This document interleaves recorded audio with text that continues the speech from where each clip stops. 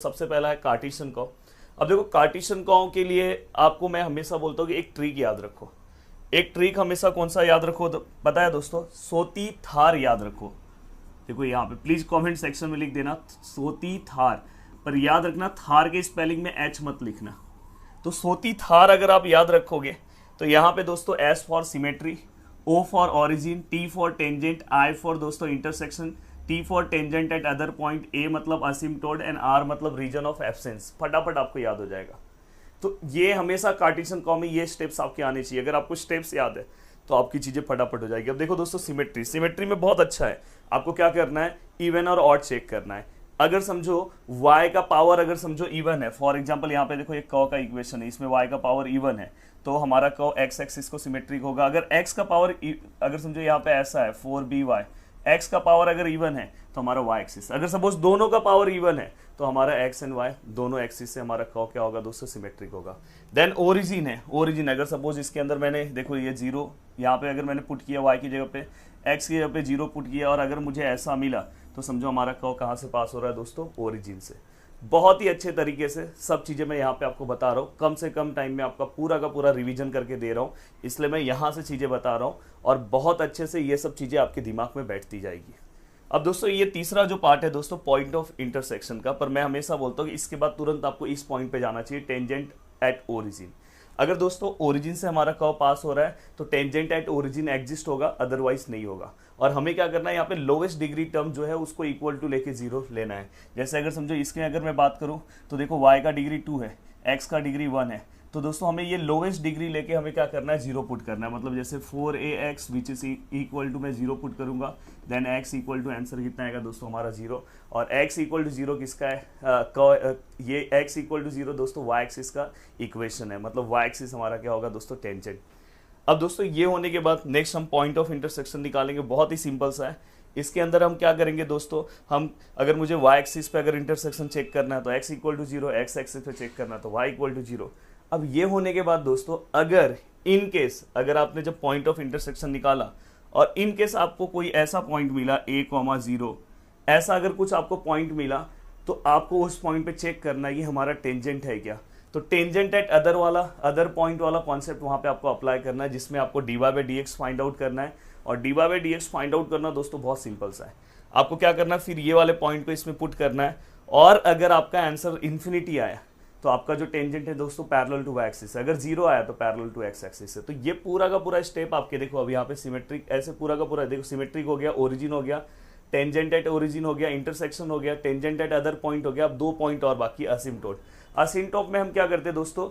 जो highest degree term है उसका हम कोएफिशिएंट लेते हैं और हम उसको इक्वल टू क्या करते हैं? पुट करने की कोशिश करते हैं। जैसे कोई भी इक्वेशन है, मैं इसको सम्स में आपको बता दूंगा कैसे हम लेते हैं, तो उसके कोएफिशिएंट को हमें लेना है। कोएफिशिएंट फॉर एग्जांपल जैसे ये 4x है, इसका कोएफिशिएंट क्या है दोस्तों? 4। तो ऐसे हमें लेना होता है। अब दोस्तों रीजन ऑफ एब्सेंस तो बहुत सिंपल सा है दोस्तों।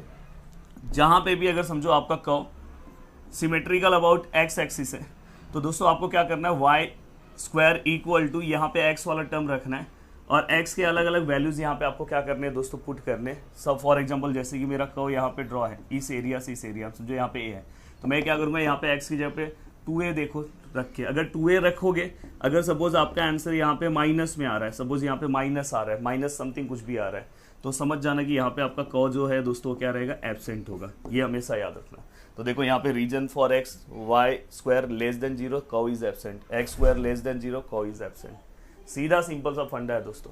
अब देखो यहाँ पे एक एग्जाम्पल भी मैं फटाफट आपको बता देना चाहता हूँ। देखो यहाँ पे एग्जाम्पल है। अब देखो इस एग्जाम्पल में ये देखो ये कैसे पता चलेगा कि आपको ये कार्टेशियन कर्व का एग्जाम्पल है। तो देखो यहाँ पे अगर आप देखोगे y square equal to 2a minus X और इक्वल टू एक्स क्यूब है। अब यहाँ पे y और x आया तो तुरंत समझ जाना भाई कार्टेशियन का है। अब यहाँ पे अगर आप देखोगे सिमेट्रिक है, सबसे पहले हम क्या करेंगे? सिमेट्रिक वाला कॉन्सेप्ट यूज करेंगे। अब यहाँ पे अगर आप ध्यान से देखोगे तो y स्क्वायर जो है यहाँ पे y का पावर दोस्तों 2 है, x का पावर दोस्तों यहाँ पे 3 है, तो y का पावर इवन है देखो यहाँ पे power of y is even and therefore curve is symmetrical about x axis. अब दोस्तों हम नेक्स्ट पॉइंट ओरिजिन का चेक करते हैं। यहाँ पे 0 पुट करो, यहाँ पे भी 0 पुट करो, यहाँ रखोगे पूरा 0, यहाँ पे 0, इसलिए कॉ हमारा कहाँ से पास हो रहा है दोस्तों, ओरिजिन से पास हो रहा है। देखो कॉ इज पासिंग थ्रू ओरिजिन। जब ओरिजिन से पास होता है तो हम टेंजेंट वाला पॉइंट देखते हैं। टेंजेंट वाला पॉइंट देखने के लिए दोस्तों हमें क्या करना है, लोएस्ट डिग्री लेना है, जिसके अंदर वाई स्क्वायर को आपको अंदर मल्टीप्लाई करना है। देखो वाई स्क्वायर को अंदर करोगे तो 2a हो जाएगा, यहाँ पे करोगे तो एक्स वाई स्क्वायर हो जाएगा और ये एक्स क्यूब यहाँ पे आएगा तो दोस्तों माइनस होगा। अब ये जो पूरा का पूरा आपका इक्वेशन है दोस्तों, इस इक्वेशन के अंदर आपको क्या करना है, यहाँ पे लोएस्ट डिग्री चेक करना है। अगर आप देखोगे वाई स्क्वायर यहाँ पे क्या है दोस्तों, ये देखो यहाँ पे जब आप कंसिडर करोगे तो ये दोनों को ऐड करना है, तो यहाँ पे 2 और 1 3 है, यहाँ पे 3 है, तो मोस्टली ये दोनों का डिग्री 3 है, इसका डिग्री लोवेस्ट है, तो ये इक्वल टू हमने क्या किया दोस्तों, यहाँ पे 0 लिया। कम टाइम में अगर आपको रिवीजन करना तो ये वीडियो बहुत हेल्प करेगा। अब देखो वाई स्क्वायर है, 2a यहाँ पे डिवाइड में गया तो यहाँ पे आंसर 0 आया, y इक्वल टू, तो हमें ये पता चल गया कि हमारा जो टेंजेंट है दोस्तों y है। y अगर हमारा टेंजेंट है मतलब x एक्सिस हमारा टेंजेंट है, यहाँ पे मैंने लिख दिया। नेक्स्ट हम कोऑर्डिनेट ऑफ इंटरसेक्शन निकालते हैं, मतलब पॉइंट ऑफ इंटरसेक्शन।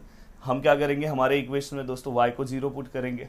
ये हमारा जो इक्वेशन y को 0 पुट करूंगा तो x भी 0 आएगा, और x को अगर मैं 0 पुट करूंगा, x y एक्सिस पे निकालने के लिए x को अगर मैं 0 पुट करूंगा, x 0 पुट किया तो यहाँ पे हमारा y का आंसर भी 0 आएगा। तो फाइनली हमें पता चल रहा है कि कर्व का इंटरसेक्शन दोस्तों ओरिजिन पे हो रहा है। अब नेक्स्ट अगर मैं आगे की ओर आता हूँ, नेक्स्ट हमें असिम्प्टोट चेक करना है। हाँ, असिम्प्टोट में हम क्या करते हैं दोस्तों, कोएफिशिएंट ऑफ हाईएस्ट डिग्री लेते हैं। अब यहाँ पे अगर आप ध्यान दोगे तो यहाँ पे एक्स क्यूब का, ये एक्स क्यूब जो है दोस्तों वो हाईएस्ट डिग्री है, बट उसके आगे का कोएफिशिएंट क्या है दोस्तों, 1 है। अब 1 इक्वल टू अगर आप 0 लेने जाते हो तो ये कोई इक्वेशन नहीं बनता है, तो फिर आप दूसरा कोएफिशिएंट देखोगे, दूसरा दोस्तों वाई स्क्वायर है, और वाई स्क्वायर का कोएफिशिएंट ये है। मैंने बोला है कि यहाँ पे आपको क्या करना है, कोएफिशिएंट मतलब जैसे 4x है तो x के आगे जो टर्म है तो वैसे ही वाई स्क्वायर के आगे ये टर्म है, मतलब पीछे लिखा है तो डरना मत कि ये कहाँ लिखा है। तो 2a माइनस एक्स को आप इक्वल टू 0 रखोगे।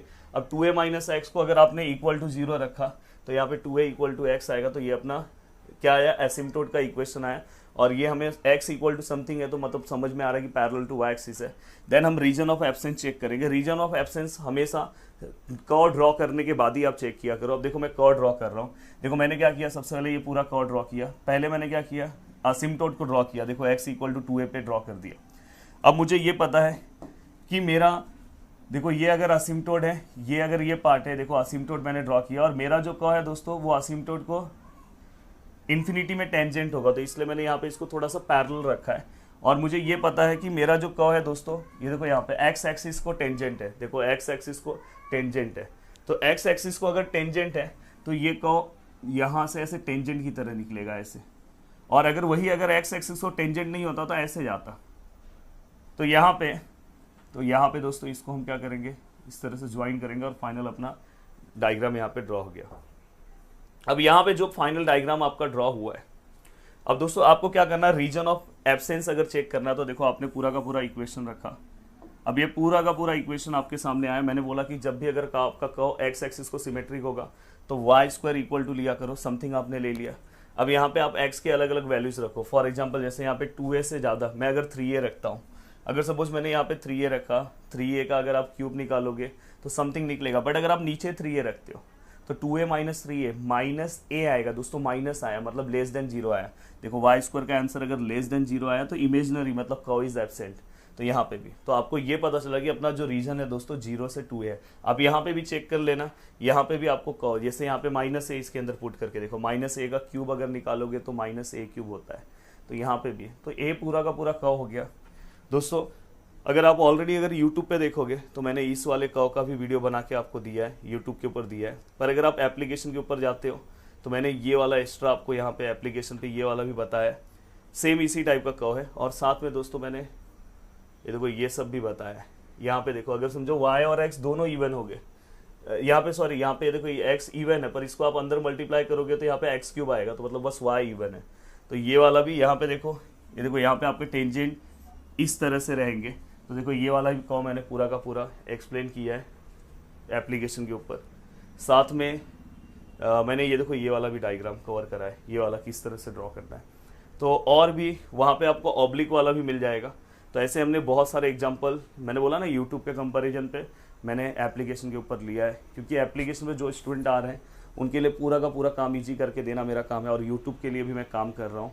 अब दोस्तों अगर आप देखोगे, अब ये वाला कर्व आपका एक फास्ट क्विक रिवाइज हमने करा दिया। अब देखो नेक्स्ट है, अगर मैं बात करूं नेक्स्ट पोलर कर्व। देखो पोलर कर्व के का भी क्वेश्चन दोस्तों 5 मार्क्स के लिए आएगा और बहुत सिंपल सा फंडा है। अब पोलर कर्व के अंदर दोस्तों आपको क्या याद रखना है, इसको हम बोलते हैं इनिशियल लाइन, याद हो गया। इसको हम बोलते हैं दोस्तों, देखो ये आपको पता है एक्स एक्सिस है और ये वाई एक्सिस है। इसको हम क्या बोलेंगे दोस्तों, देखो इनिशियल लाइन बोलेंगे, इसको हम π/2 बोलेंगे। ये जो पॉइंट है दोस्तों हम उसको पोल बोलेंगे, याद रखना। और ये क्या है दोस्तों, रेडियस वेक्टर है। यहाँ पे देखो टेंजेंट है इस कर्व को, और ये दोनों के बीच का एंगल दोस्तों फाई कंसिडर होता है। तो जहाँ पे भी इक्वेशन में दोस्तों आपको आर और थीटा दिखाई दे तो समझ जाना ये पोलर फॉर्म का कर्व है। पोलर फॉर्म से हमें इसे सॉल्व करना है।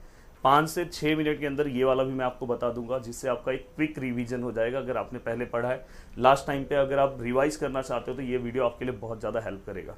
देखो इस वाले के लिए बस आपको 2 चीज़ें याद रखना है। tan phi आपको पता होना चाहिए। tan phi का जो फॉर्मूला है दोस्तों, मोस्टली इस वाले के लिए जो कॉन्सेप्ट है STTT होता है, ये आपको याद होना चाहिए। चाहे कोई भी कर्व आ जाए तो आप, जैसे मैंने बोला सोती थार, अगर आपने याद रखा तो आपका काम हो गया। कोई भी कर्व आ जाए कम से कम आपको स्टेप्स के मार्क्स मिलेंगे। वैसे आप STTT करोगे तो भी आपको स्टेप के मार्क्स मिलेंगे। S मतलब क्या आएगा दोस्तों, सिमेट्रिक चेक करो। T मतलब क्या करोगे दोस्तों, T मतलब यहाँ पे आप क्या करोगे, टेबल्स फ्रेम करोगे। या तो टेंजेंट है, नेक्स्ट टेबल है, और नेक्स्ट दोस्तों tan phi है। तो ये स्टेप्स है। tan phi का ये फॉर्मूला यूज करो, R/dr/d थीटा।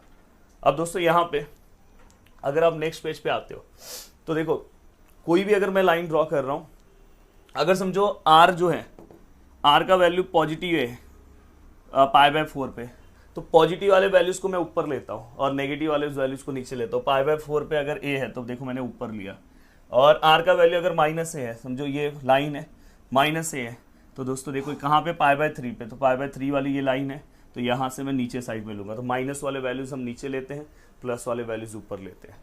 अब दोस्तों यहाँ पे अगर आप ध्यान से देखोगे, ये पूरा कंडीशंस आपको याद होना चाहिए, और 1 मिनट में याद करा दे रहा हूँ। देखो इसमें जैसे आपने पहले वाले टाइप में हमेशा याद रखना, हम इवन पावर देखते हैं। अगर इवन है कौन से इस पे, तो उसके अकॉर्डिंग दूसरे, जैसे y का पावर इवन है तो x एक्सिस के अकॉर्डिंग सिमेट्रिक है। वैसे यहाँ पे 3 चीज़ें हैं। सबसे पहले आप थीटा को अगर -θ पुट करते हो, ये मोस्टली कॉस वाले में दिखाई देता है, तो ये भी आपको हिंट दे रहा हूँ। तो यहाँ पे क्या आएगा, नो चेंज इन इक्वेशन। अगर कोई चेंज नहीं हो रहा है इक्वेशन में, तो आपका इनिशियल लाइन से कर्व क्या है, सिमेट्रिक है। इनिशियल लाइन मैंने अभी आपको बताया, इनिशियल लाइन मतलब ये, अगर सपोज ऐसा कर्व है तो ऐसा हो जाएगा सिमेट्रिक। अगर आपका दोस्तों आर का पावर इवन है, जैसे स्क्वायर फॉर्म में, तो आप बोल सकते हो पोल से सिमेट्रिक है। पोल से सिमेट्रिक मतलब अगर समझो ऐसा डायग्राम है तो ये पोल से सिमेट्रिक हो जाएगा। इस पॉइंट से मतलब ऐसा है तो यहाँ से ऐसा आ जाएगा। और दोस्तों if r equal to -r, theta equal to -θ, अगर कोई इक्वेशन में चेंज नहीं हो रहा है, फॉर एग्जांपल साइन में ये चीज़ चेक करते हैं, और साइन में एक और कंडीशन चेक करते हैं π-θ, तो वो मैंने आपको वो भी चीज़ें यहाँ पे कवर कराई है। तो यहाँ पे थीटा का जो हमारा कर्व है दोस्तों π/2, मतलब इस वाले लाइन से क्या होगा दोस्तों, सिमेट्रिक होगा। अब ये होने के बाद दोस्तों हमेशा नेक्स्ट पॉइंट आपको टेंजेंट देखना है। टेंजेंट के लिए बस आपको याद रखना है आर का वैल्यू मुझे 0 पुट करना है इक्वेशन में। फॉर एग्जांपल मेरा कोई भी इक्वेशन है, मैंने देखो ये मेरा equation R equal to a cos 2θ, और ये देखो ये सब आप इक्वेशन डायरेक्ट भी याद कर सकते हो, दिमाग में बिठा सकते हो, पर अगर आपको कॉन्सेप्ट पता है तो दिमाग में बिठाने की भी जरूरत नहीं है।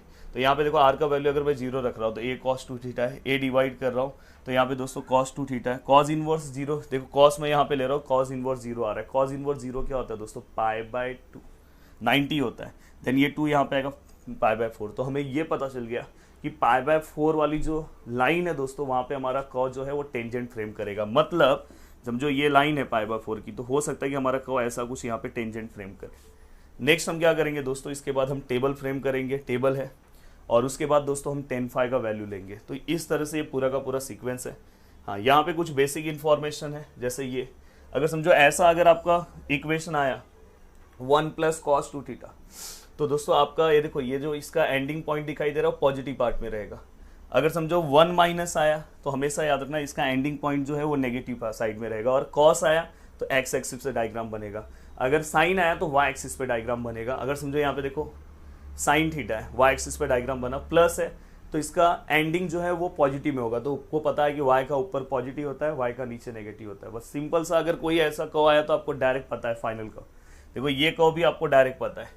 यहाँ पे देखो ये रोज कर्व है, रोज कर्व यहाँ पे अगर समझो दोस्तों यहाँ पे अगर 2 है तो मैंने बोला इवन है तो उसको आपको 2 से मल्टीप्लाई करना है। तो इसलिए यहाँ पे अगर आप देखोगे तो टोटल 4 पेटल्स है, और हमेशा साइन के पेटल्स बीच में आते हैं।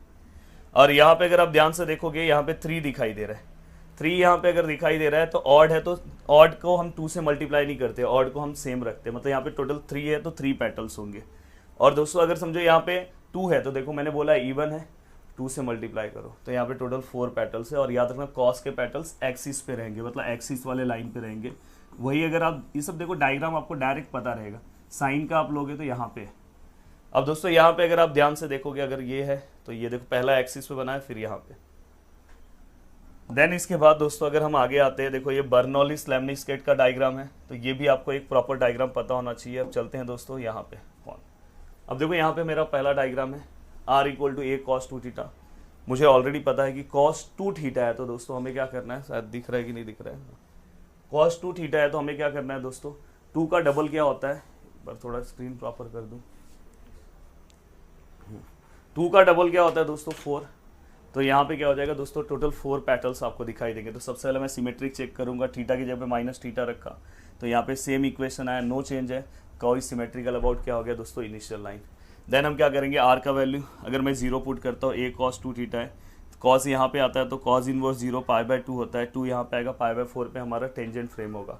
नेक्स्ट हम क्या करेंगे दोस्तों, टेबल बनाएंगे, फिर आपको ये वैल्यू फॉल करना है। तो देखो नेक्स्ट स्टेप में आप टेबल बनाओ, ये बाद में आप देखो यहाँ पे मैंने हमेशा बोला कि जब आप रोज कर्व बनाते हो तो आपको हर एक एंगल लेना चाहिए जिससे आपका कर्व बहुत प्रॉपर बनेगा। 0, 30, 45, 60, 90, 120, 135, 150 एंड 180। और ये ड्रॉ भी करना बहुत ईजी है, ये दोनों आप ड्रॉ करो।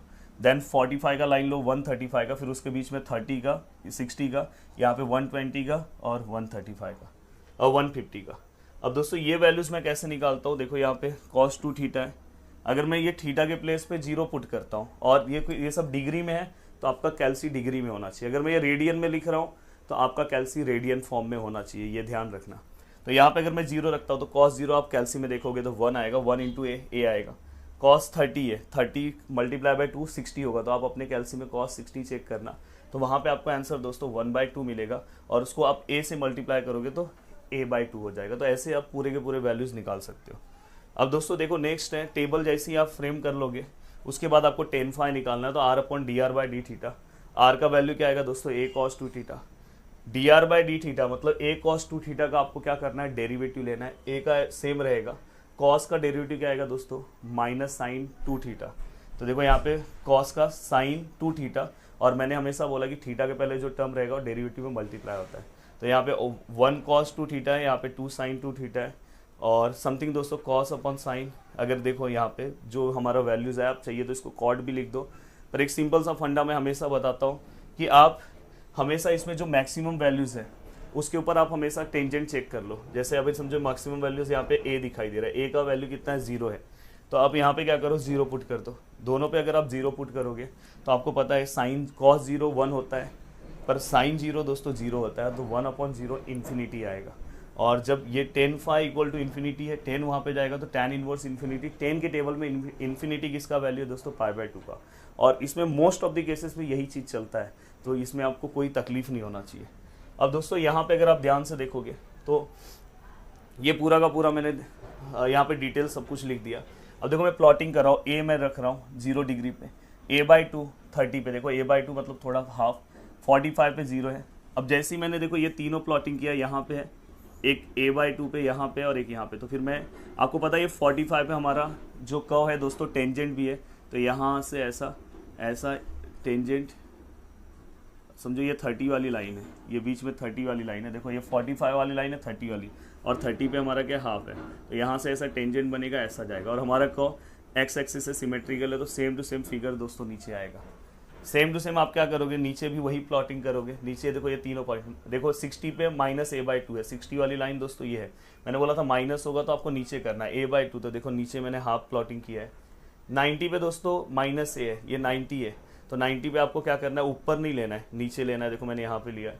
120 पे माइनस a/2 है, 120 वाले लाइन पे भी आपको नीचे लेना है। तो फाइनली दोस्तों आपने तीनों को मिला के एक को बनाया। तो ऐसे आपको बाकी का ही प्लॉटिंग करोगे तो आप कर सकते हो फटाफट। अब दोस्तों इस टाइप के फिगर में मैंने बहुत सारे डायग्राम्स आपको करवाए हैं एप्लीकेशन के ऊपर, यूट्यूब के ऊपर भी करवाया है, पर उससे ज़्यादा सब मैंने एप्लीकेशन पे करवाया है। जैसे 1-2 सम्स आपको यूट्यूब पे भी दिखाई देंगे। अब देखो ये सब मैंने एप्लीकेशन के ऊपर सॉल्व करा है। देन इसके बाद ये पूरा पार्ट करा है, ये यूट्यूब पे भी करा है। देखो ये वाला शायद यूट्यूब पे आपको दिखाई दे, बट मैंने देखो एप्लीकेशन पे ये एक्स्ट्रा करा है, ये भी एक्स्ट्रा करा है, और ऐसे मैंने बहुत सारे एग्जांपल्स लिए हैं उसके ऊपर, एप्लीकेशन के ऊपर अलग अलग। तो वहाँ से आपको एक बेनिफिट मिल सकता है कि आपको पूरी की पूरी चीज़ें वहाँ पे आपकी रिवाइज हो सकती है। अब दोस्तों अब ये सब आपने पूरा का पूरा कंप्लीट किया। अब नेक्स्ट बारी है दोस्तों कि पैरामेट्रिक कर्व, और पैरामेट्रिक कर्व में जो मैंने प्रीवियस टाइम एग्जांपल यूट्यूब पे बताया था, सेम टू सेम वही एग्जांपल्स आया था। और मैं हमेशा बोलता हूँ कि अगर समझो इस कर्व में कोई भी एग्जांपल्स अगर इधर उधर से आया, पर अगर आपको स्टेप्स याद है तो आप अच्छे से देखो। पहले वाले के लिए मैंने बोला है सोती थार, दूसरे वाले के लिए S-T-T। इसके लिए दोस्तों पैरामेट्रिक के लिए अगर मैं जाता हूँ, पैरामेट्रिक के लिए बहुत सिंपल सा है, बस आपको क्या करना है दोस्तों, यहाँ पे 2 ही स्टेप फॉलो करना है। पहला स्टेप सिमेट्रिक चेक करना है और दूसरा डेरिवेटिव निकालना है, बस आपका पैरामेट्रिक कर्व ड्रॉ हो गया। पर उसके पहले कुछ इजी आपके लिए मैंने कर दिया है। देखो यहाँ पे पैरामेट्रिक वाले सम आपको कैसे समझेंगे दोस्तों, x इक्वल टू समथिंग दिया होगा, y इक्वल टू समथिंग दिया होगा, तो समझ जाना भाई ये पैरामेट्रिक का सम है। अब यहाँ पे x equal to F T है, y equal to G T है। अगर समझो मैंने यहाँ पे x equal to F T लिखा है, यहाँ पे अगर मैं उसको ऑर्डर इवन चेक करूंगा, ऑर्डर इवन कैसे चेक करते हैं, अगर t है तो t के प्लेस पे माइनस टी रखो, और अगर थीटा है तो थीटा के प्लेस पे माइनस थीटा। सब में मैं बताता हूँ। अगर समझो हमारा जो वैल्यू है सेम है तो हम इवन बोलेंगे, अगर हमारा वैल्यू चेंज हो गया तो हम ऑड बोलेंगे। मैं बताऊंगा कि अगर समझो टी के बदले वहाँ पे टी ही आया तो इवन है, टी अगर माइनस टी पुट करने पे फिर से हमें लास्ट में आंसर दोस्तों माइनस टी मिला तो हम वहाँ पे ऑड बोलेंगे। मैं बताऊंगा वो। अगर समझो हमारा पहला वैल्यू ऑड है दूसरा इवन है तो हमारा वाई एक्सिस को सिमेट्रिक होगा। और मोस्टली इस वाले टाइप पे ज़्यादा सम पूछे नहीं जाते, यही सेम है।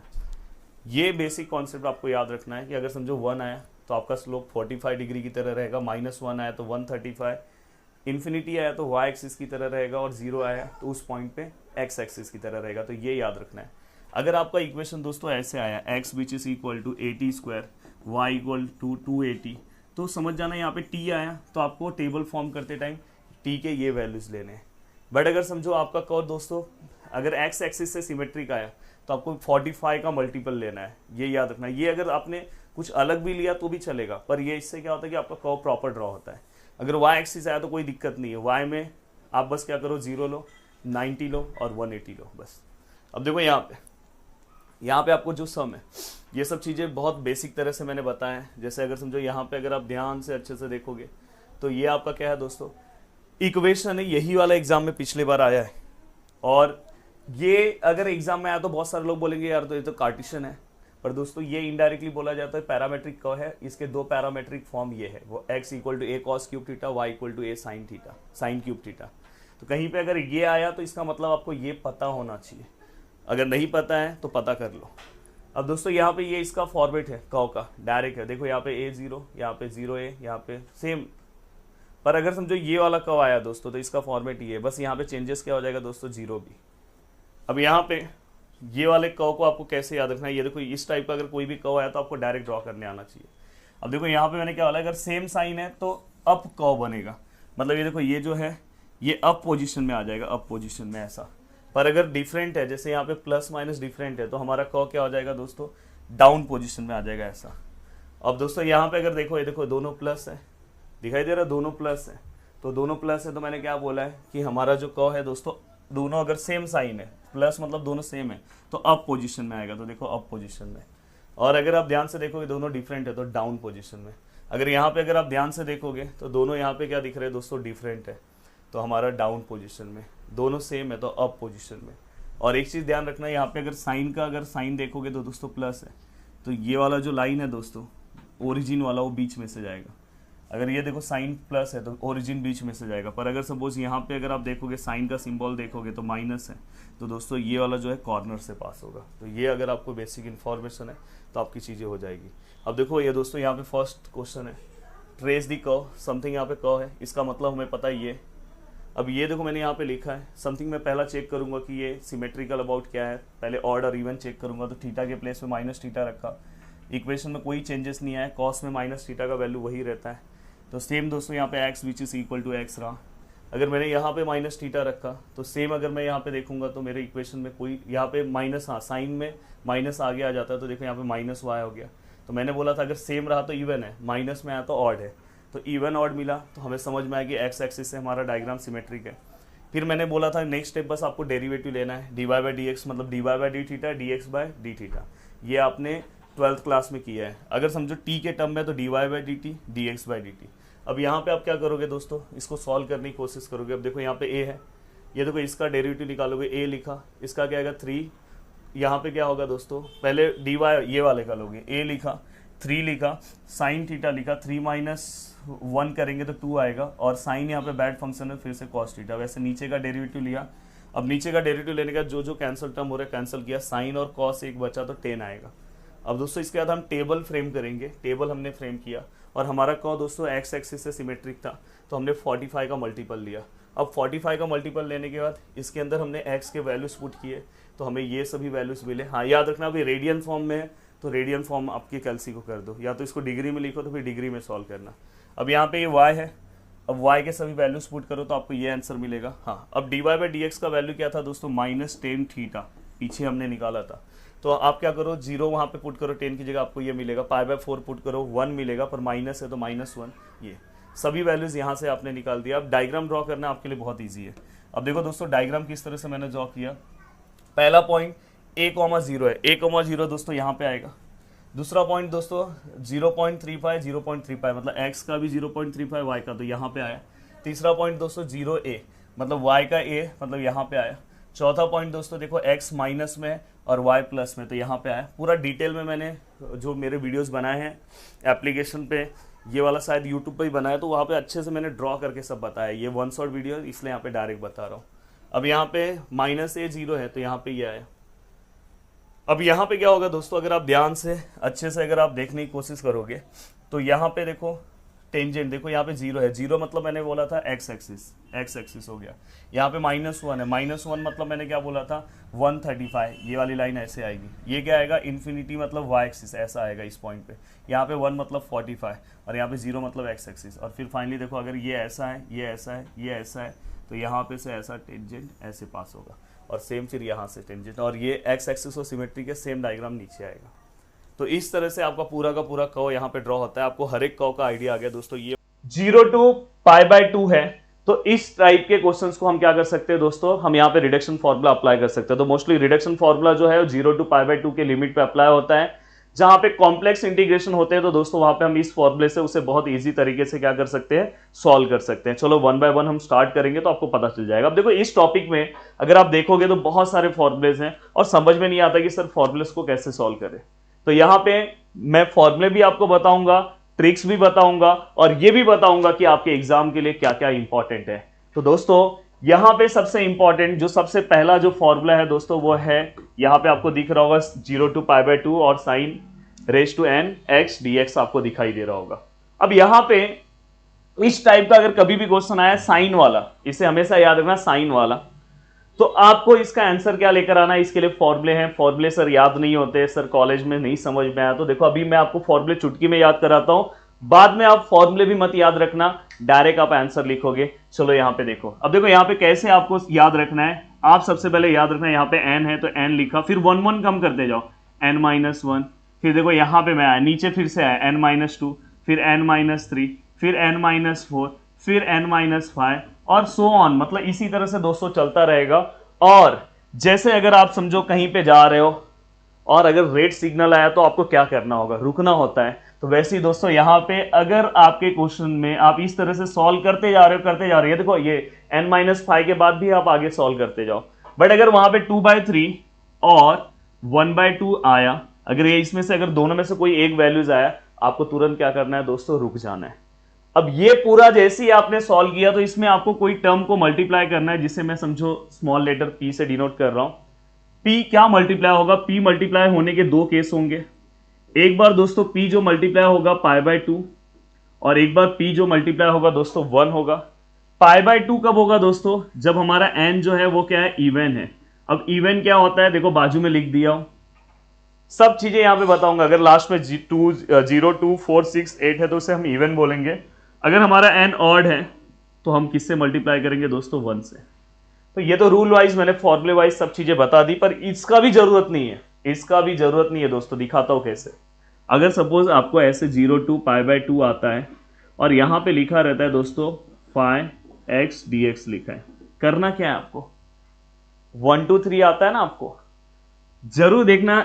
ये जैसी मैं एक्सप्लेन करूंगा उसके बाद आप नीचे कमेंट जरूर करना। वैसे तो पूरे लेक्चर के बाद तो आप करोगे ही, पर क्योंकि मैं आपके कमेंट को ना बाद में रीड करता हूं। अब यहाँ पे दोस्तों कितना है, फाइ है, तो यहाँ पे मैंने फाइ लिखा। फाइ से 1 कम कर दो डायरेक्ट 4, 4 के बाद 1 कम करो 3, 3 के बाद 1 कम दो 2, और 2 के बाद अगर 1 कम करोगे 1 होगा। पर एक चीज ध्यान रखो, मैंने आपको कुछ बोला था कि जैसे ही आपका सिग्नल पॉइंट आया आपको रुक जाना है। देखो 2/3 आया, आपको रुक जाना है। अब यहां पे ये कौन सा नंबर है दोस्तों, बताओ मुझे, ऑड है कि इवन है? सर ये ऑड नंबर है, तो बस आप यहां पे किससे मल्टीप्लाई कर दोगे, 1 से, और फाइनली ये पूरे को सॉल्व कर दो, आपको आंसर आ गया। सेम यहां पे अगर आप सॉल्व कर रहे हो, देखो ये देखो 4 है, आपको पता है यहां पे क्या लिखोगे 4, यहां पे क्या आएगा 3, 3 के बाद क्या आता है 2, 2 के बाद क्या आता है 1।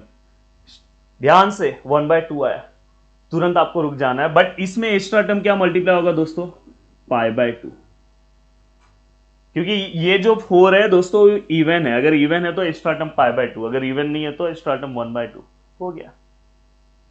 कितना सिंपल है यार। अभी आगे बताऊंगा, आगे बहुत सिंपल तरीके से ये क्वेश्चन सॉल्व होंगे। अब देखो इसे बस आप जो भी इसका आंसर आता है ये पूरे को मल्टीप्लाई कर दो 3, यहाँ पे देखो 3π लिख दिया आपने।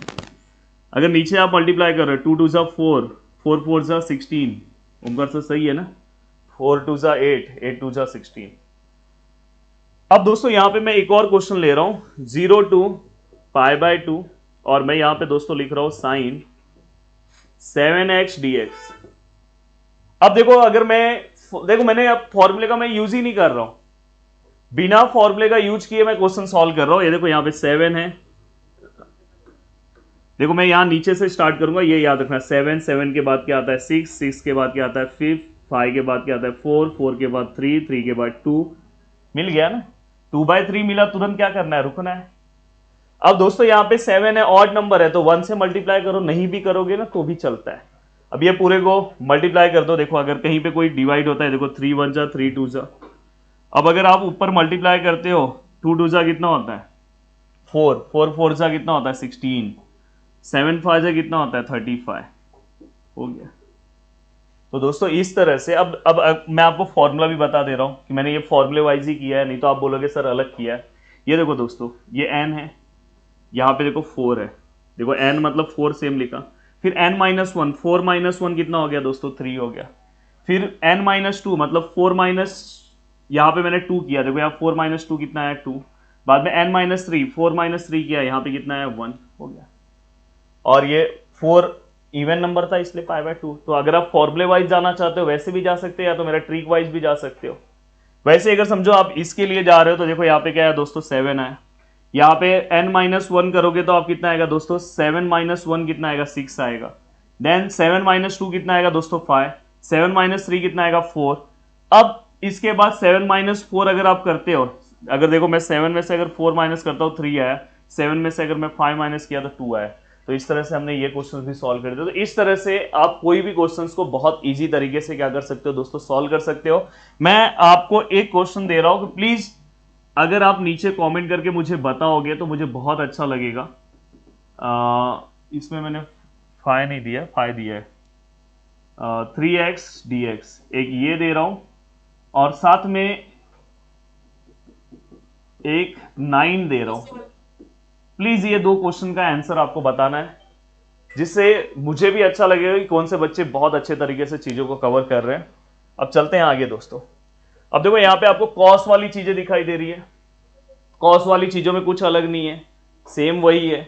जैसे अब देखो मैं डायरेक्ट आंसर पहले निकाल के दिखाता हूँ। देखो आंसर अगर आप निकालने जाओगे तो यहाँ पे क्या आएगा 8 7 6 5 4, देखो मैं एक एक कम करते जा रहा हूँ, 8 7 6, फिर एक कम 5 4, फिर यहाँ पे 3, फिर यहाँ पे दोस्तों 2, फिर यहाँ पे 1, देखो 1/2 आ गया।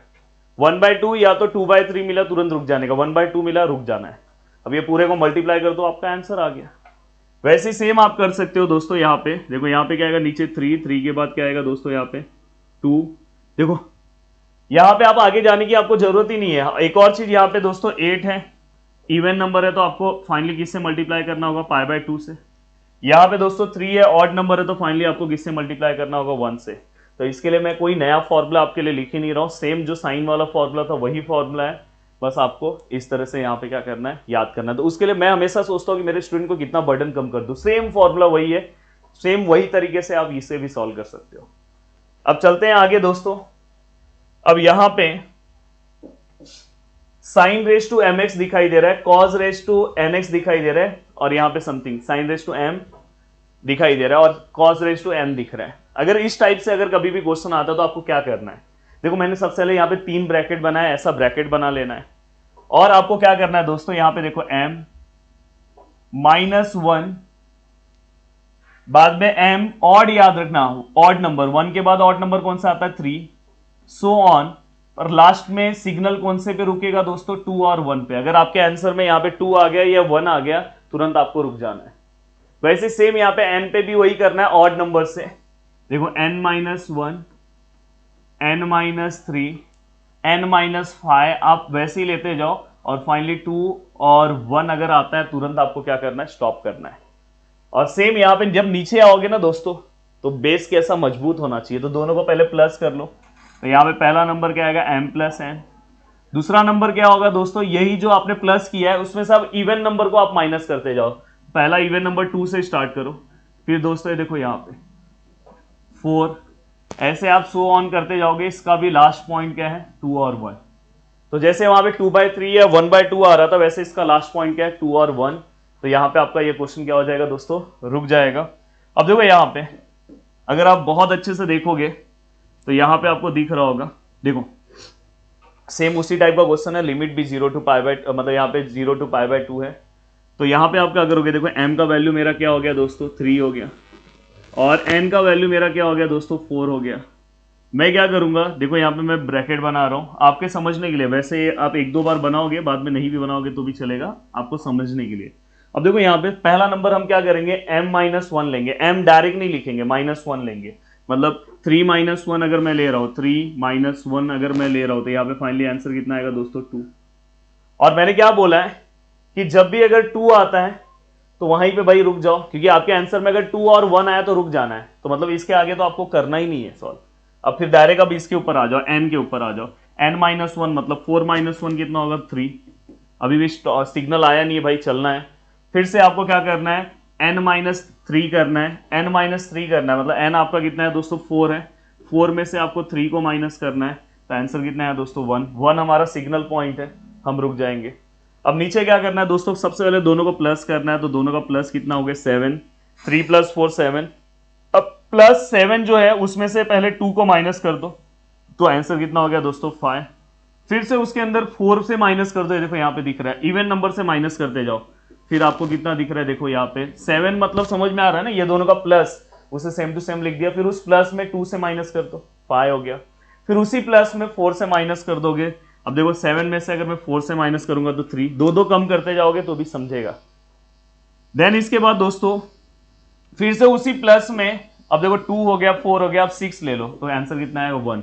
और मैंने क्या, 1 हो गया। अब दोस्तों यहाँ पे आपको क्या करना है, देखो मल्टीप्लाई बाय p है, p मल्टीप्लाई करना है, मतलब दोस्तों क्या करना है, p आपका π/2 मल्टीप्लाई होगा जब आपका m और n जो है दोनों के दोनों क्या होंगे दोस्तों, इवन। और अगर आपका m और n अगर दोनों के दोनों इवन नहीं है तो आप 1 मल्टीप्लाई कर दो, चाहे एक ऑड है एक इवन है, या दोनों के दोनों ऑड है। बस ये कब आपको π/2 मल्टीप्लाई करना है, जब दोनों के दोनों इवन है।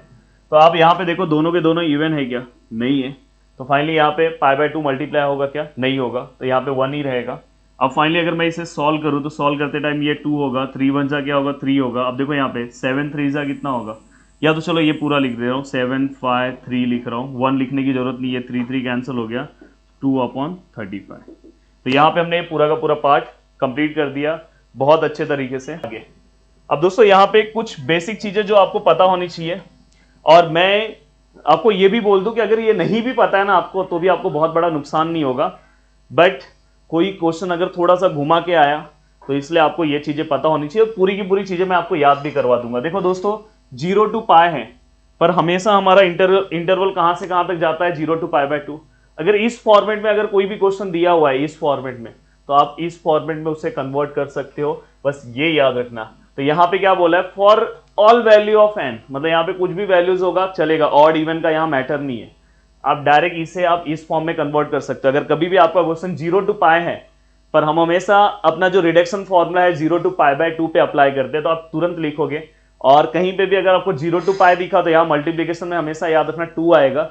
यहाँ 0 to 2 पाई है तो हमेशा मल्टीप्लीकेशन में वहां पे 4 आएगा, क्योंकि इसके आगे 1 है, 1 का डबल 2, वहां पे अगर 2 आया तो उसका डबल 4 है, ऐसे याद रखना। तो देखो यहाँ पे 2 आया। अब देखो यहाँ 0 to π/2 सेम लिखा है, ये पूरा का पूरा पार्ट सेम लिखा, बस आगे 2 मल्टीप्लाई कर देना है। पर वही अगर समझो कॉस में है तो ऑड और इवन का खेल यहाँ पे आ जाता है। अगर वहां पे इवन है तो आपको सेम जैसे आपने साइन में लिखा वैसे सेम लिख दो। पर अगर एन आपका ऑड है तो दोस्तों डायरेक्ट उसका आंसर आप 0 लिखोगे, उसको सॉल्व करने की कोई जरूरत नहीं है। अब दोस्तों अगर सेम यहां पे आप बात करोगे, यहां पे 0 to 2 पाई है, अगर 0 to 2 पाई है तो आपने देखो सेम जैसे यहां पे लिखा वही लिखा, बस यहां 4 ले लिया है। पर अगर आपका एन जो है वो पॉजिटिव है तो देखो, अब 0 to पाई है तो आपको इवन और ऑड नहीं देखना है, पर 0 to 2 पाई है तो आपको इवन देखना है, ऑड रहा तो 0। सेम यहां पे भी अगर ऑड रहा तो 0 और अगर इवन रहा तो सेम। तो इसको आप एक बार अगर लिखोगे तो आपको याद हो जाएगा। देखो आप कैसे याद रख सकते हो, देखो मैं बता रहा हूं। सबसे पहले 0 to पाई है तो यहाँ पे 2 मल्टीप्लाई हो रहा है, 0 to 2 पाई है तो दोस्तों यहाँ पे क्या मल्टीप्लाई हो रहा है, 4 मल्टीप्लाई हो रहा है। और फाइनली वो किसके अंदर कन्वर्ट हो जा रहा है, 0 to π/2। ये भी किसके अंदर कन्वर्ट हो जा रहा है, 0 to π/2। और आपको पता है जब ये 0 to 2 पाई है तो दोनों के दोनों क्वेश्चन सेम है। देखो यहाँ पे सेम है, ये सेम यहाँ 4 इंटू सेम आता है, यहाँ पे भी सेम दिखाई दे रहा है। यहाँ 0 जब कब आएगा, जब ऑड रहेगा। तो ये चीजें बस आपके दिमाग में बैठी रहनी चाहिए। अगर आप ये नहीं भी याद कर पा रहे हो तो क्वेश्चन आएगा तो मैं आपको बता दूंगा। अब दोस्तों आगे देखो यहाँ पे ये भी रिलेशन है। जब आपका वो कहां पे था, जब साइन अकेला है कॉस अकेला है, पर अगर साइन और कॉस दोनों साथ में आए तो आपके लिए थोड़ा सा इंपॉर्टेंट हो जाता है, और ये चीज को थोड़ा सा पढ़ लोगे तो अच्छा है। देखो यहाँ पे m और n दिखाई दे रहा है। अगर m और n है और ये 0 to पाई है तो आप 2 लिखा, आपने देखो सेम लिखा है। और n जो है n के ऊपर डिपेंड करेगा, n आपका इवन है कि ऑड है। अगर आपका n इवन है तो आप इस तरह से लिखो, अगर आपका n ऑड है तो आप 0 लिखो। और m जो है वो आपका कुछ भी रह सकता है, ये जो m है वो कुछ भी रह सकता है, ऑड भी है इवन है। तो कभी भी अगर इस तरह से क्वेश्चन आ रहा है तो इस फॉर्म में कन्वर्ट करने के लिए हम डिपेंडेंट किसके ऊपर होते हैं, n के ऊपर। अगर n ऑड आ रहा है तो आप डायरेक्ट 0 लिख दो, अगर n आपका इवन आ रहा है तो आप डायरेक्ट इस फॉर्म में लिख के फिर आगे फॉर्मूला अप्लाई कर दो। वही सेम है यहाँ पे दोस्तों। यहाँ पे देखो 0 to 2 पाई है तो यहाँ पे 4 आ गया, और सेम यहाँ पे, पर यहाँ पे याद रखना mn जो है इवन ही होना चाहिए। दोनों के दोनों वैल्यूज क्या होने चाहिए, इवन फॉर्म में होने चाहिए, तो मैं ये लिख सकता हूं। अदरवाइज अगर समझो एक इवन एक ऑड आया तो भी डायरेक्ट 0 लिखो, क्योंकि अदरवाइज लिख दिया मतलब कुछ भी आया तो हम 0 ले लेंगे। तो यहाँ पे आपको चीजें सिस्टमैटिक। अब दोस्तों हमें थोड़ा सा 12th का बेसिक यहाँ पे समझ लेना चाहिए। बेसिक फॉर्मूला ये बार बार इस वाले टॉपिक में आपको यूज होगा, इस फॉर्मूले के बारे में आपको पता होना चाहिए। जैसे यहाँ पे इंटीग्रेशन यहाँ पे दिख रहा होगा a to b, यहाँ पे लिमिट है u into v। तो यहाँ पे आप इस तरह से अगर कोई भी फॉर्मूला है तो इसका फॉर्मूला क्या होगा, तो यहाँ पे देखो b लिख रहा हूँ, यहाँ पे a लिख रहा हूँ, सेम लिख रहा हूँ, और यहाँ पे u आएगा और यहाँ पे v, और यहाँ पे क्या आएगा दोस्तों dx, और सेम यहाँ पे क्या आएगा दोस्तों माइनस, यहाँ पे क्या है दोस्तों a और b, और यहाँ पे सेम देखो d/dx ऑफ डेरिवेटिव हम लेंगे किसका, u का, देन यहाँ पे v dx इंटीग्रेशन, और फिर यहाँ पे दोस्तों dx।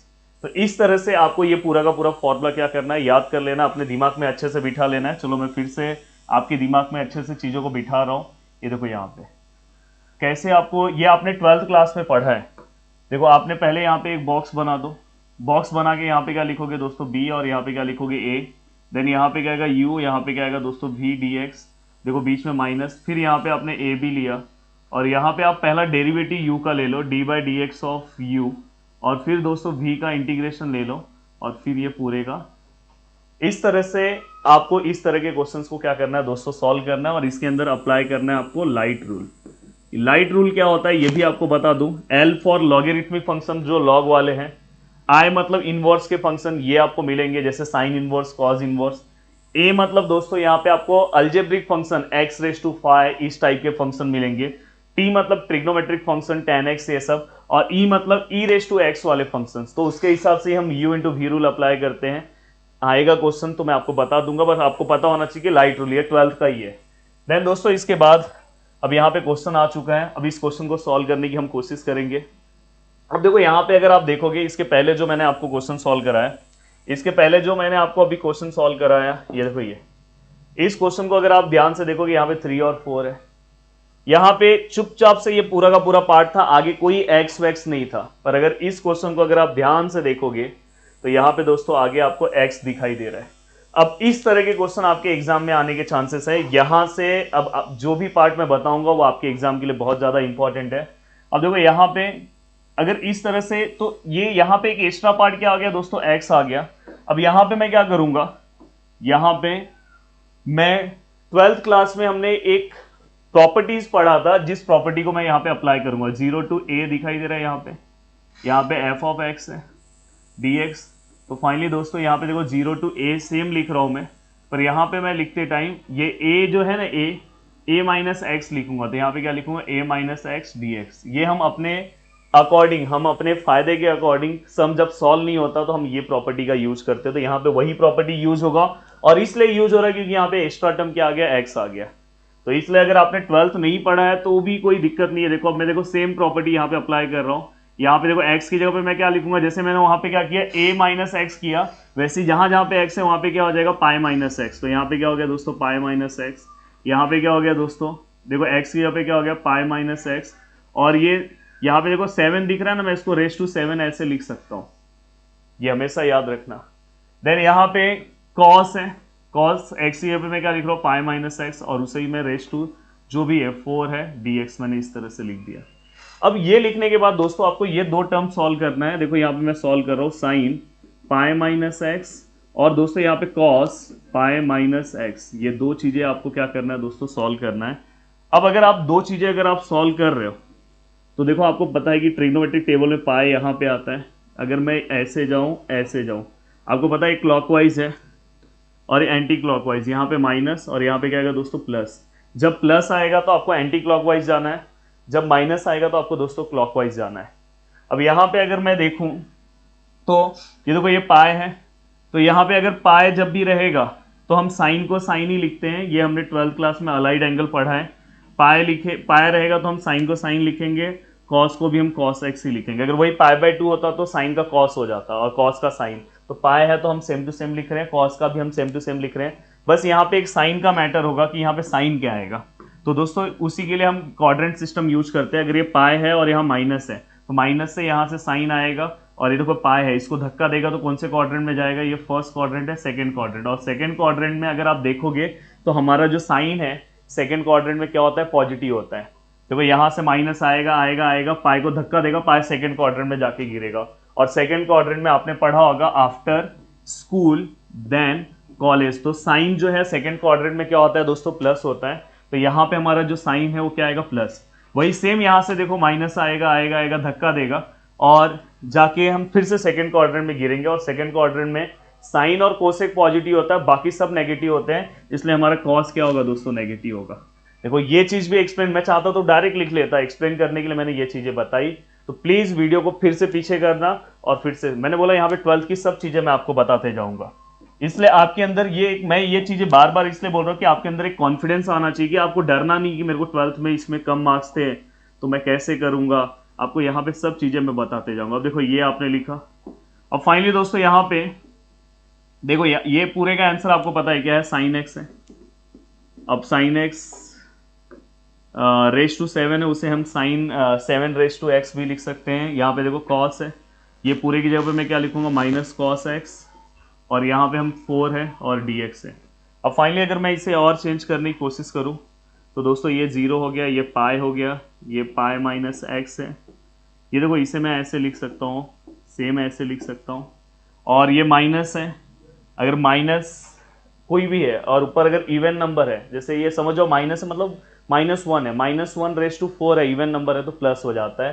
तो यहाँ पे डायरेक्ट क्या आएगा दोस्तों, cos 4x dx। आपके बुक में ना ये स्टेप के बाद डायरेक्ट ये स्टेप रहता है, ये स्टेप रहता ही नहीं, इससे बच्चे बहुत कंफ्यूज हो जाते हैं। अब देखो मैं इसे अब आगे कैसे सॉल्व कर रहा हूँ, ये वाला पार्ट मैं रफ कर दे रहा हूँ।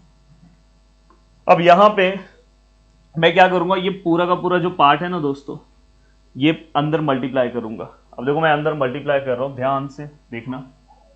ये 0 टू पाई है, यहाँ पे देखो ये पूरा का पूरा पार्ट पाई से मल्टीप्लाई करूंगा तो ये देखो पाई हो गया, sine raise to 7x into cos raise to 4x dx minus, अब देखो ये पूरा का पूरा पार्ट पाई से मल्टीप्लाई हुआ, फिर बीच का माइनस है, फिर ये पूरा का पूरा पार्ट दोस्तों किससे मल्टीप्लाई होगा, x से, तो यहाँ पे x sine raise to 7x into cos raise to 4x dx, ये पूरा का पूरा पार्ट हो गया। अब ये पूरा का पूरा पार्ट हमने मल्टीप्लाई कर दिया, मैंने क्या किया, ये पूरा का पूरा एक बार x पाई से मल्टीप्लाई किया, फिर x से मल्टीप्लाई किया। अब मैं क्या करूँ, दोनों को इंटीग्रेशन अलग अलग ही कर दे रहा हूँ। ये देखो ये 0 टू पाई, आपको समझ में आए, pi sine raise to 7x into cos raise to 4x dx minus, यहाँ पे भी देखो मैं 0 टू पाई, यही सेम है, लिमिट मैं दोनों के लिए ले रहा हूँ, x sine raise to 7x into cos raise to 4x dx हमने ले लिया। अब यहाँ पे आप एक चीज समझने की कोशिश करोगे कि सर आप थोड़ा सा स्टेप ज्यादा ले रहे हो, मैं इसलिए ले रहा हूँ, मैं चाहता हूँ तो इसी स्टेप में पाई बाहर ले लेता, पर आपको समझ में नहीं आएगा।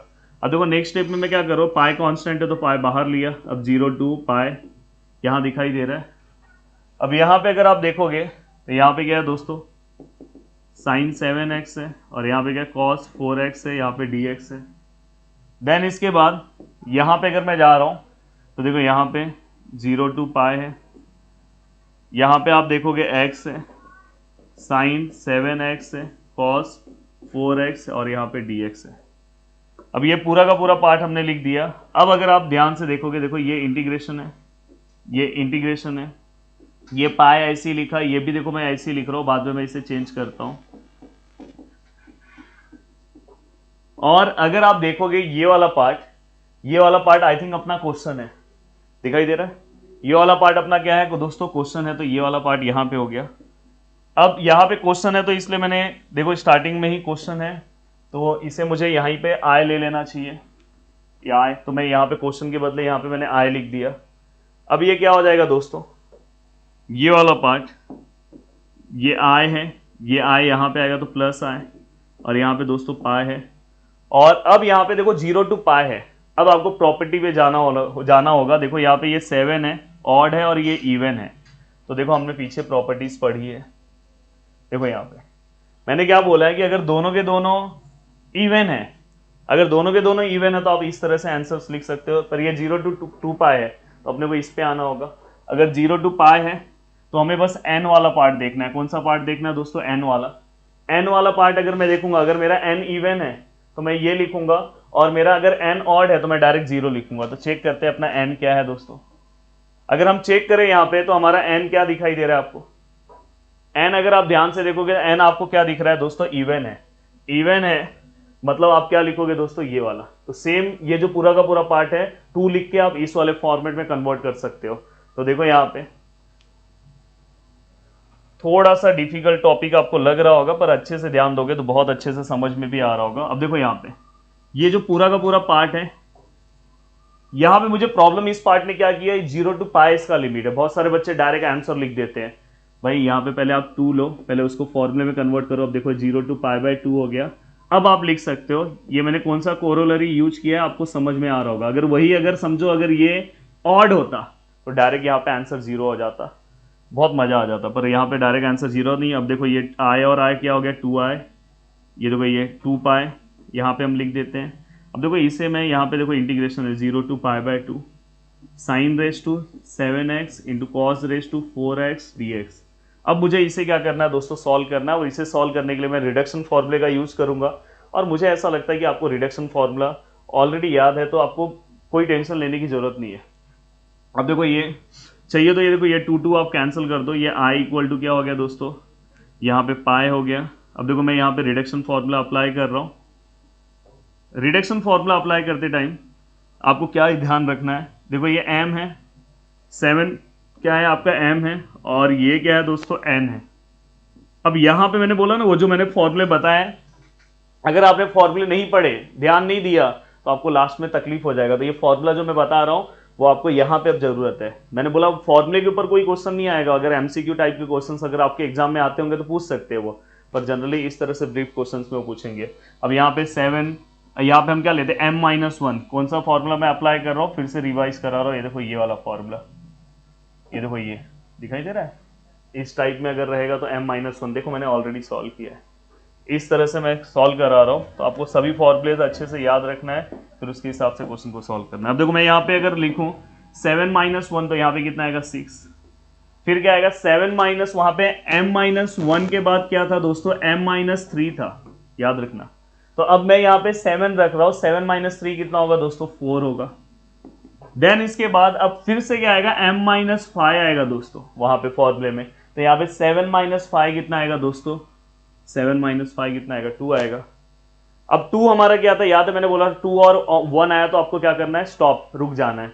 अब ये आपने पहला वाला पार्ट क्या कर दिया, सॉल्व कर दिया। अब आपको n के लिए सॉल्व करना है। n में भी क्या आएगा दोस्तों, यहाँ पे n समझो n-1, मतलब 4 - 1 कितना होगा, 4 - 1 यहाँ पे कितना आएगा दोस्तों, 3। फिर बाद में यहाँ पे क्या लिखोगे, 4 है, 4 - 3 कितना आएगा दोस्तों, 1। और 1 क्या है आपका, स्टॉप। देन इसके बाद हम नीचे क्या करते हैं, दोनों को प्लस करते थे, यहाँ पे दोस्तों 11 आएगा, दोनों का प्लस। फिर 11 में से हम क्या करते हैं दोस्तों, 2 माइनस करते हैं तो 9 आएगा। फिर हम क्या करेंगे दोस्तों, फिर से हम क्या करेंगे, 11 में से 4 माइनस करेंगे तो फिर कितना आएगा दोस्तों, 7। ये 2 आप कम करते जाओगे तो भी चलेगा। फिर 11 में से मैं 6 माइनस करूंगा तो 5। फिर इसके बाद 11 में से मैं 8 माइनस करूंगा तो दोस्तों 3। फिर मैं 11 में से दोस्तों 8 के बाद यहाँ पे मैंने पहले क्या लिया, 2 लिया, फिर मैंने क्या लिया, 4 लिया, मैंने फिर क्या लिया, 6 लिया, फिर मैंने 8 लिया। उसके बाद मैं क्या लूंगा दोस्तों, 10 लूंगा। तो यहाँ पे फाइनली आंसर क्या आएगा दोस्तों, 1। तो इस तरह से आप 2 माइनस करते जाओगे तो फाइनली आपका ये आंसर है। और आपको चेक करना है कि ये दोनों इवन नंबर है क्या। ये दोनों अगर आपके इवन नंबर होते तो आपको यहाँ पे किससे मल्टीप्लाई करना पड़ता, π/2 से, पर वो इवन नंबर नहीं है तो आपको π/2 से मल्टीप्लाई नहीं करना है। तो फाइनली i = अपना आंसर आ चुका है। बस इसे सिस्टमेटिक वे में रखो, π × 6 × 4 × 2 × 3 × 11 × 9 × 7 × 5 × 3 1। देखो ये 3 कैंसिल हो गया, 5 और देख लो, हाँ ये देखो 3 2 जा 3 3 जा, और क्या मल्टीप्लाई हो सकता है। तो फाइनली ओमकार सर ऊपर क्या आंसर आएगा, 4 जा 16 पाए आई थिंक। और नीचे क्या आएगा, देखो 11 3 जा कितना है, देखो यहाँ 11 है, दिखाई दे रहा है। ओमकार सर फटाफट इसको मल्टीप्लाई करो, कितना आ रहा है, 11 × 3 7 × 5, मतलब 33 × 35। फटाक से बताओ कितना आ रहा है, 33 × 35 कितना आ रहा है सब, 1155। तो दोस्तों ये इसका आंसर है। इस तरह से क्वेश्चंस को आपको इस तरह से सॉल्व करना है जिससे आप इजीली बहुत अच्छे से चीज़ों को कवर कर लोगे। तो ये लेक्चर को मैं यहीं पे रोकता हूँ। इसके बाद के लेक्चर्स में बहुत अच्छे अच्छे क्वेश्चंस आने वाले हैं। देखो ऑलरेडी ये देखो इस टाइप के क्वेश्चंस आएंगे, जो ये देखो यूनिवर्सिटी एग्जाम्स में क्वेश्चन पूछे गए।